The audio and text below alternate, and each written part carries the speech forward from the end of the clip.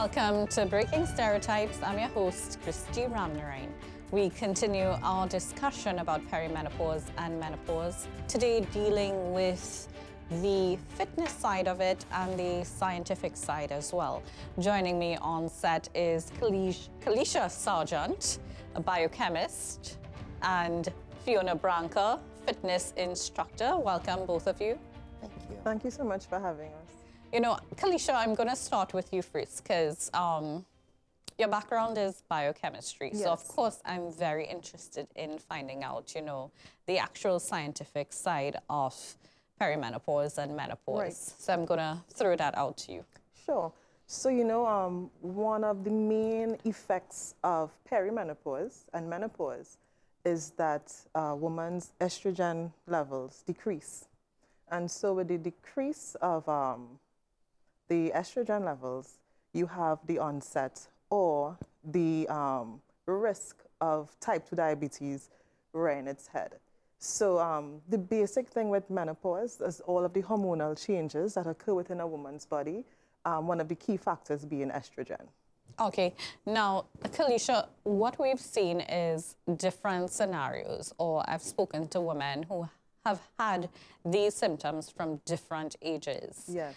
When you were doing your research, you know, what did you come across in terms of the actual time a woman would start going through perimenopause and menopause? So the interesting thing is, because we are all individuals, things could occur on different time frames and at varying intensities.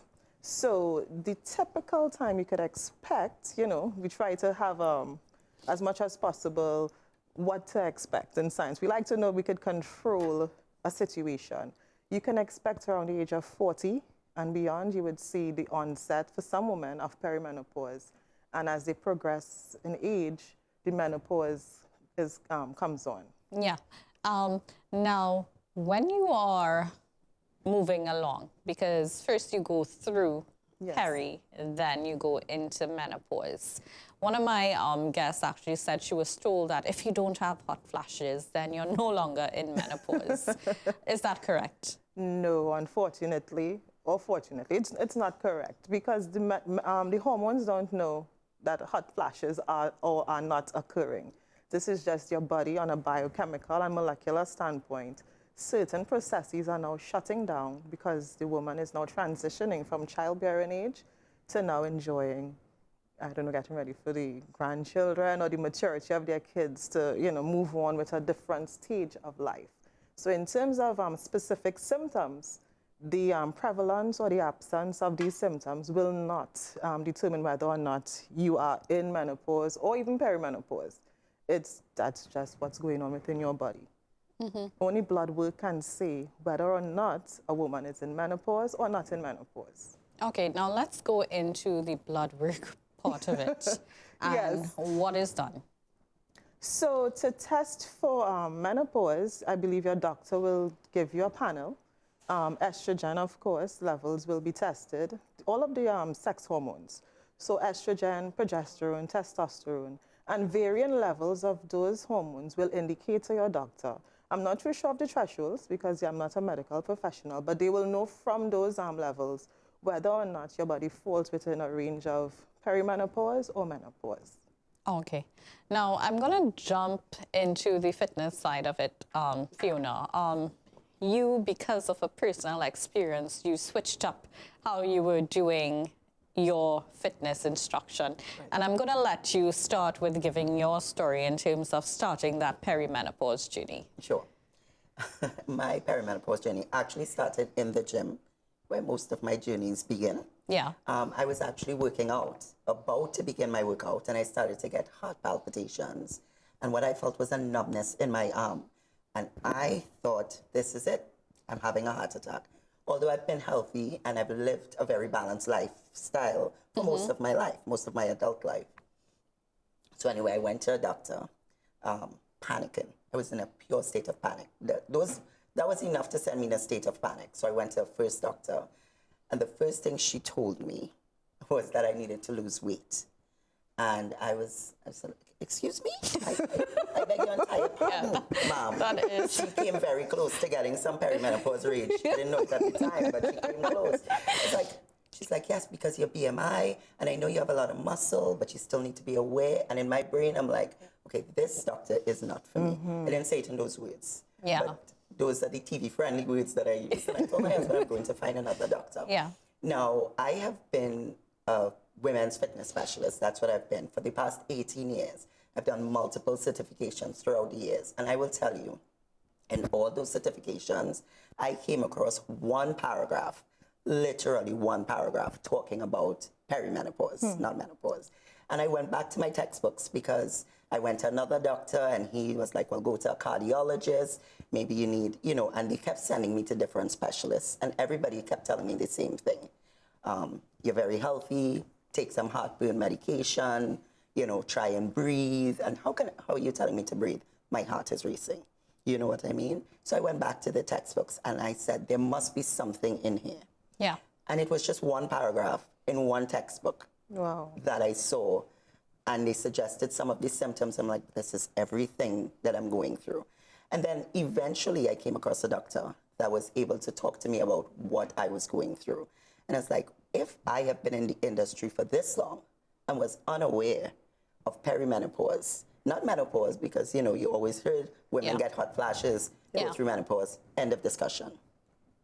But then I figure there must be people out there that are wondering what is happening with their bodies. Why are they mentally and physically and emotionally different? What is happening? And that started my journey into educating myself and other women about this issue. Okay. And, it's very interesting to hear what the doctor told you, the first doctor told you. Kelesha, you've been also advising women for some time. And is this something that you've heard before in terms of feedback when someone has issues and they go to a healthcare provider and, the feedback is not what they want to hear?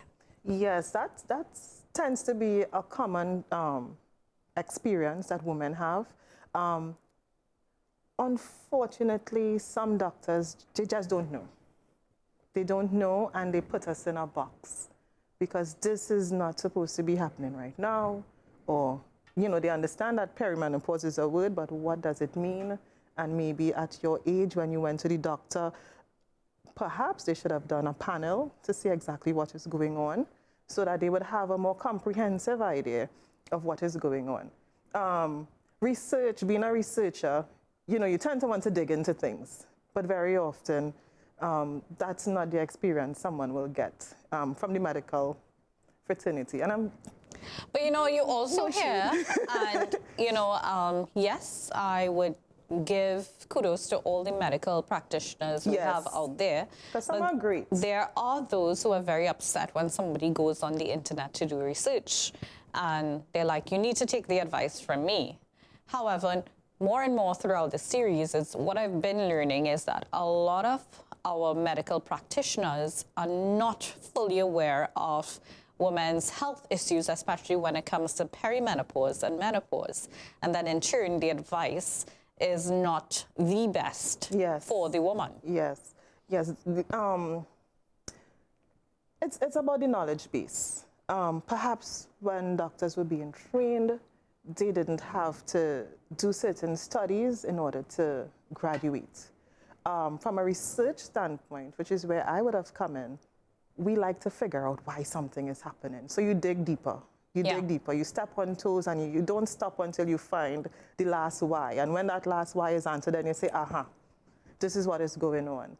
So it all goes back to a hunger for information, a hunger for knowledge and understanding that, a heart palpitation is nothing normal and BMI could not be the only thing to cause something like that.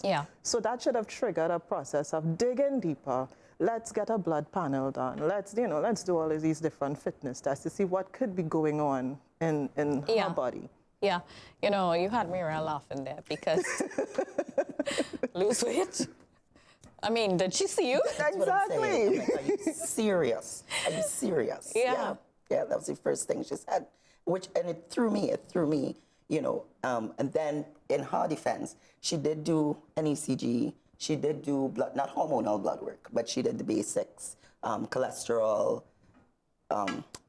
HbA1c, all those. She did all those tests and everything came back normal. Right. Normal, you know. So then I guess our next piece of advice was, well, you know, even though you have a lot of muscle, this is literal, this is verbatim, I'll never forget. Even though you have a lot of muscle, you know, because of your weight, it's still going to put a lot of pressure on your heart. And I stopped her and I said, because at that time, I had not too long, I used to compete professionally. I said, sweetie, I was really trying to keep it in, and my husband is there, and he's like, oh God, she is going, because I could be feisty, right? I'm like, sweetie, I just came off of preparing for a competition where I was doing 2 hours of cardio daily. Yeah. You can see from my ECG that my heart is healthy. Right. I said my body, and I rattled off all my stats. My body fat percentage is X, Y, Z, and thing. And she's like, well, no, you bodybuilders need to understand that you are not a medical professional, blah, blah, blah. And I said, There you go, my point. Yeah, I said, you are That's the right. shutdown. The Sometimes shutdown not point. listening to And your I find patient. that to be the biggest issue, because even when I went to the cardiologist, I did go to the cardiologist. I did wear blood pressure monitor for 24 hours. I did all of the things. I did all the things, you know, and you're telling me to take heartburn medication, you know, and see how you feel and then come back to us. And, you know, I did all the things. And I'm telling, I found that I went to one doctor, and in his defense, he did not tell me I needed to lose weight. He said, you live a very healthy lifestyle, you're fine, which is just as bad. Full stop. It's even worse because now you're just saying, well, maybe, you know, it's all in your head, which is even worse, that you're telling me that what I'm feeling isn't real because I live a healthy lifestyle. Yes. And the dismissive nature of some medical He professionals. wanted some Fiona Branker up in there. Yeah, they wanted me to get feisty during this period. I was really trying to work They were together. asking for it, though. They were. You should have. They were Small doses might work. trying to be a better person. Oh, okay. I was. Oh, that's so hilarious. You know, I think it was in January this year. I woke up one morning and I started getting this pain on the side to my back, on the shoulder.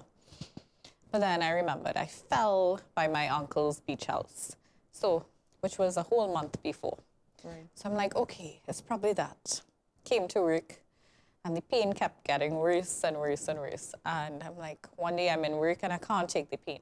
I literally ended up in Port of Spain General emergency because I could not take the pain. They did an ECG, blood test, found nothing. And I was told, well, probably it's a pinched nerve. So I started going therapy for a pinched nerve. Obergalston. Savior.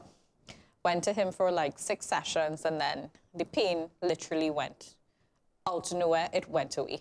Right. And I'm like, now after hearing all these stories, I'm wondering, was that frozen shoulder? You know, was it a pinched nerve or was it frozen shoulder? Because I have started my perimenopause journey as well. And it's so funny that because I've heard all these stories about pinched nerves, they never go away, you always have the pain. But then this thing, it came and it left. And about 2 weeks ago, I started feeling it coming back again. And then this series would have started some weeks ago. So I kept hearing the stories of frozen shoulder. And now I'm wondering, how do you know if you're experiencing frozen shoulder compared to something else? What is there to tell us the difference in frozen shoulder because of perimenopause and menopause and a pinched nerve? I don't know. Okay, well, from a medical perspective, I can't tell you about a pinched nerve, right? I'm not a medical professional. But with reference to frozen shoulder syndrome, generally it happens in the shoulder itself, within this region. Yeah. And it starts with stiffness. There's a dull ache and pain.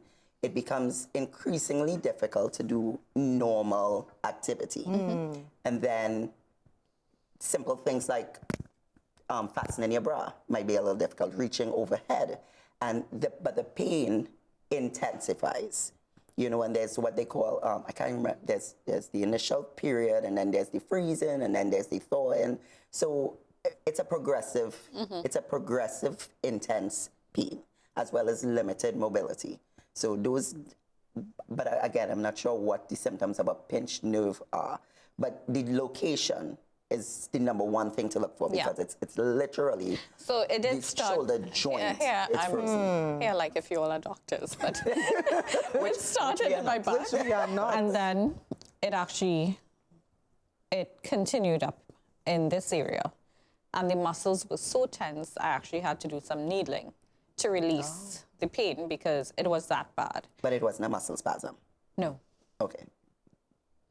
So maybe I'll find out one day. But, you know, again, it goes back to how do we get the answers in terms of these symptoms women go through, experience, then go to the doctor to find out more information about, to get the actual answer, and then there's no answer. Yeah. Now, Kelesha, in terms of your research, Yes. have you done any study in terms of women in Trinidad and Tobago? You know, there is a lack of statistics when it comes to women in Trinidad and Tobago and the Caribbean, mixed races, in terms of perimenopause and menopause. So I'll have to say no. It's something that I'm very interested in embarking upon. However, most of my research happened in the U.S., where I obtained my master's at Louisiana State University. But absolutely, if there is a study going on, I will dive right into it. You know, let's get data going. Let's get a pool of symptoms that women are experiencing, and let's make sense of all of it, because it always seems so scattered. Scattered but close, because it's the same symptoms. So why are we not understanding, did you check to see if this person has perimenopause? It should be one of the top 5 things to look into once a woman, you know, especially after a certain age, comes to a doctor with, you know, a complaint. It should be natural for them to go into that stage. Yeah. Now, Fiona, you deal a lot with women now, women over 40, sorry. And how do you package your fitness instruction, sessions for these women? Well, before we get into that, I just want to go back to what you just said with reference to the research. Now, perimenopause and menopause research is very limited. Not just within the Caribbean, but generally speaking, they are now, because there was a recent study, and when I say recent, I think it was February 2025, between the UVA, the University of Virginia, the health department, and the Flow app. And they actually found that a lot of women, based on their research, I think it was something like 4,400 women, between the ages of 32 to 36, 55% of women have already started experiencing perimenopause symptoms. Between the ages of 36 to 44, that bumps up to like 65.74%. Yeah. So what they've come to realize is that women are experiencing perimenopause symptoms much younger than they realized. So we may have been dismissing certain symptoms because it's not hot flashes, and it's not brain fog, and it's not weight gain, so then it's not perimenopause. But it could very well be your eyes might be dry and your joints might be hurting, unrelated to your workout, and it may be early perimenopause symptoms. And I recently did a post on social media that did so well, and it was just information that I came across, and I turned it into a post.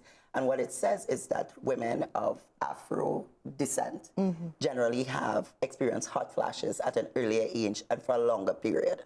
And that, it was based on the Afro descent, Indian descent, Asian descent, and of course Caucasian. And they found that certain women experienced different symptoms.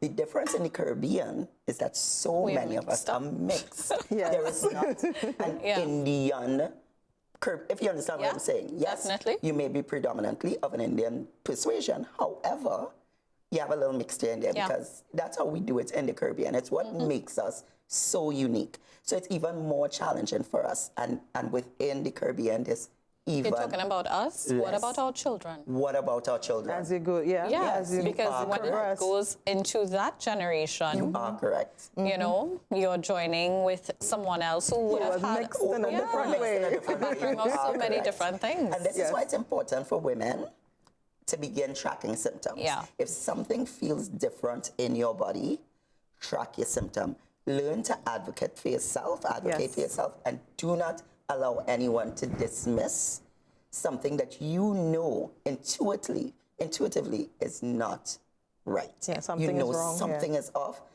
Find a doctor that will listen. That's what I did. Right. Just have to say that. Now, as to how I focus primarily on strength training for women. Okay. Women, from the time you hit the age of 30, and I'm sure you can confirm, begin to lose muscle mass and begin to lose bone density at an even more increased rate. Women begin to lose muscle mass about 3 to 8% for every decade that she does not strength train. Feel my muscles. Right. Yeah. Non-existent. A lack of muscle, and then we're already at an increased risk of osteoporosis as we age. Yeah. And strength training is one of those things that can improve bone density without any kind of medical intervention. So I primarily encourage my ladies, all ladies, every lady, everywhere, begin strength training. Lift. Yeah, and it doesn't have to be intense, and you don't have to prepare for competition, but you do have to strength train 2 to 3 times per week based on your schedule. That is primarily it. And then I focus a lot on mobility and balance as well. Okay. Because these are things that we lose as we age if we do not practice it. So a lot of what I do, apart from educating women on their nutrition and forcing them to get more sleep. How does that Get more work? sleep. Get more sleep. I nag a lot. I told the children last night bedtime is 8 o'clock. How is it working out for you? They didn't go in bed until after 9. After 9. And when they go in bed at that time, because sometimes I won't have dinner because I'm there trying to make sure they get ready for bed, put them in bed, and they don't want to go to bed without you being on the bed. Guess what? I was eating a kiss cake after 9 last night because that's when I started feeling hungry. And I'm like, no, Kristy, no, but I'm hungry. It's a vicious cycle. Yeah. Bedtime. Oh, gosh. Yes. What I try to do is have dinner with the kids and try to have dinner when it's light outside. So in addition to the strength training, there is a new body of research. The concept is not new, but new for menopause management is intermittent fasting. I know a lot of people, people are still learning about it. But what intermittent fasting does is allow your body to repair itself on some level. Now, I don't do the 16 hours or the 1 day a meal type intermittent fasting, but somehow if you stretch what your last meal was to your breakfast, it does help in terms of giving your body a chance to clear stuff out, especially for a busy woman on the go. And sometimes, we don't know where we're going to get, the time to do anything. Have dinner early, and then you have your breakfast. So before you know it, you already did a 12-hour fast. So that is actually very similar to what happens in the Muslim faith during Ramadan. Because when you fast, you're supposed to be up before the break of dawn to have your breakfast. Right. And then there are times given on a daily basis in terms of when that meal should be eaten and when the time to fast begins. And you don't break that fast until the sun sets. So it could be 12 hours, it could be more, according to which country you're in as well, because of sunrise and sunset. Yes. A lot of people think, it's just fasting from certain things. It's not. It's fasting from everything.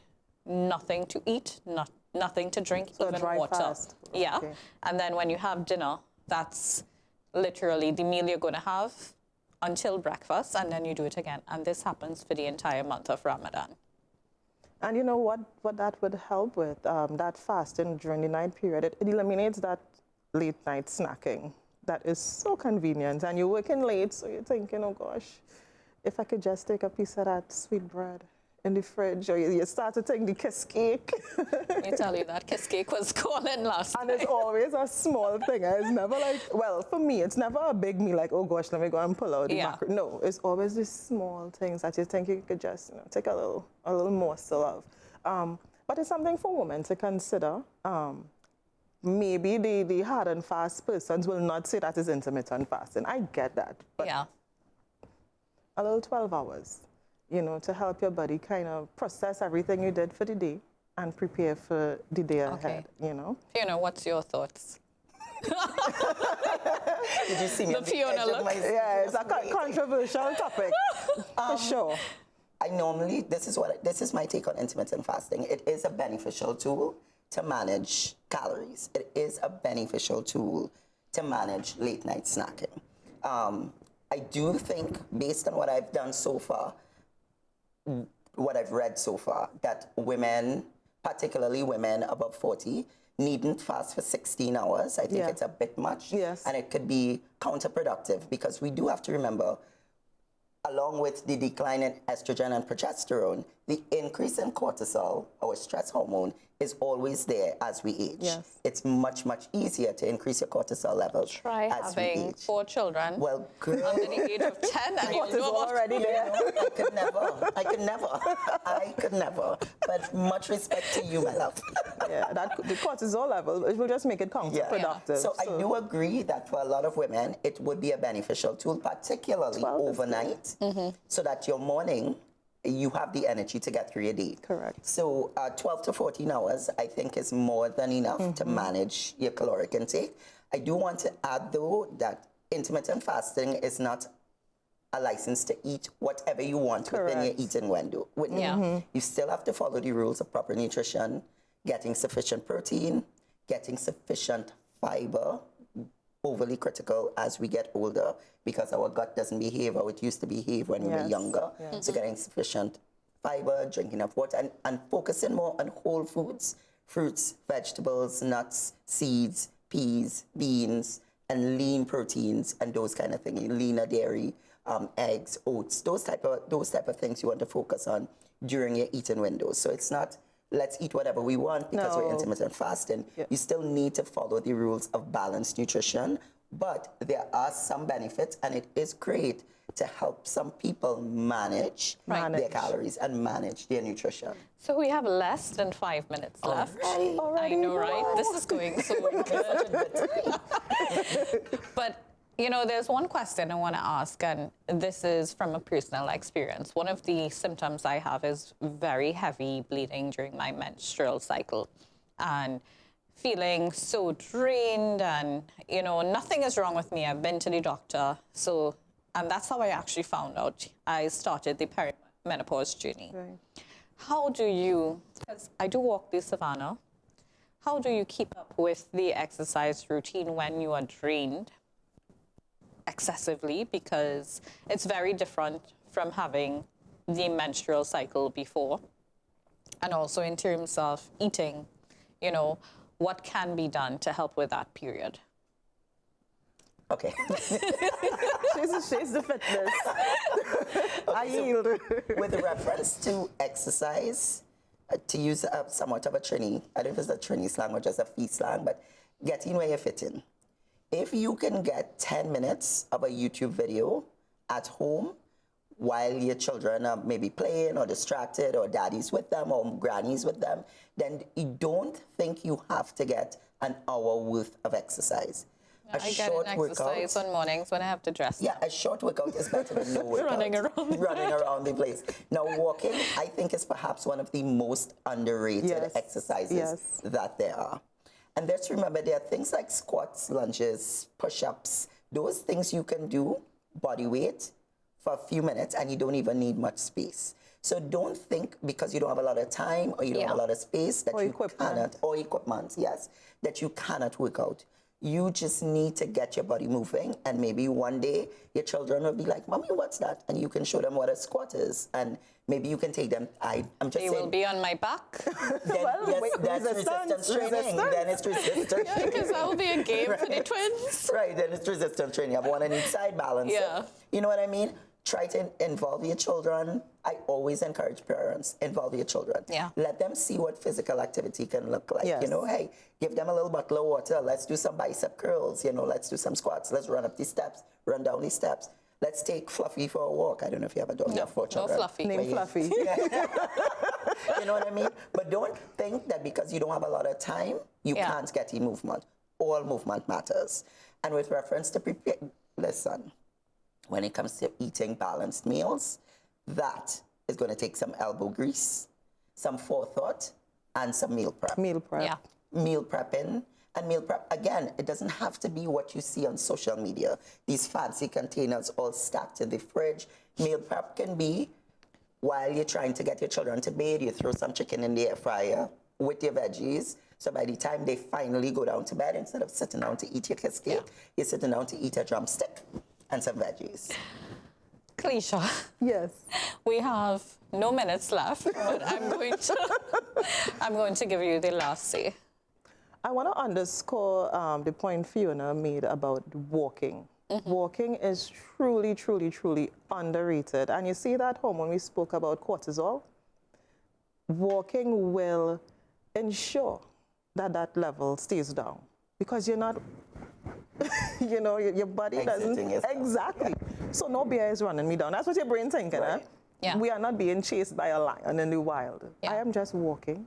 It does, you know, a brisk walk to get the heart going will help, but you don't, it doesn't have to be fancy. You just have to keep moving. Find a way to count your steps if you could, or just know 15 minutes is about a mile, you know, that kind of way. So just keep track of your movement throughout the day. Move, move, move. Movement is life, basically. Well, on that note, we need to move along. Thank you so much for joining us on set, Kelesha and Fiona. Thank you. You know, I really Thank enjoyed this you. session. You had me going there, you know. Feisty. Yeah, very. Again, thank you for joining us. Thank you Thank so you for much. having You're welcome. us. Yes. That's it for Breaking Stereotypes. I'm your host, Kristy Ramnarine.